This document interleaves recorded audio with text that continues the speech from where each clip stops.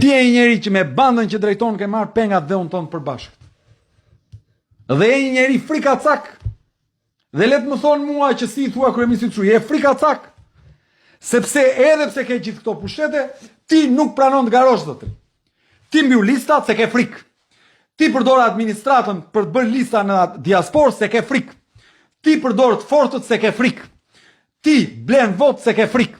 Ti i bën të gjitha nga frika, e frikacak. Po frika nuk do të shpëtoj dot më zotri, sepse një ditë koha ka treguar dhe historia ka treguar që të gjithë ata që e vjedhin vendin e tyre, që e shtypin vendin e tyre, që e manipulojnë vendin e tyre, që e dhunojnë përmes fortëve vendin e tyre, përfundojnë keq.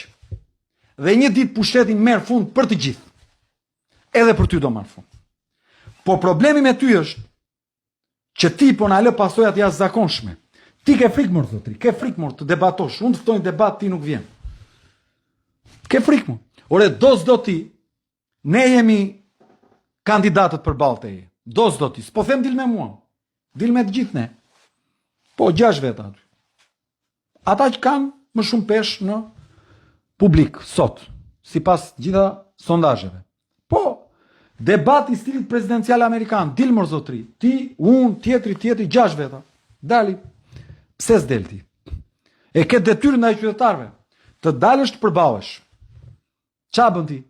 Ti ke mbajt monopolin e medias, se e mban me leje ndërtimi? Po, e bën ti.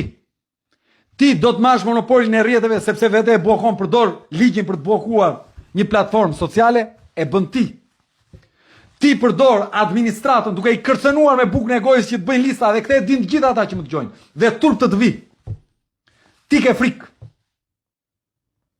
Ke frikë, zotri. Dhe unë të garantoj ty, që çdo gjë që bën më shumë është një pesh edhe më e madhe në akuzën ndaj teje. Ke frikë. Dhe unë se kuptoj dot se si një njeri, nuk e kuptoj dot, se si një njeri kërkon ta mbaj pushtetin si quin në vetvete, duke pas frikë. Frikë më, ke frikë. Frikë të përballesh, frikë të garosh, frikë të lësh fjalën e lirë, frikë. Frikë e ti.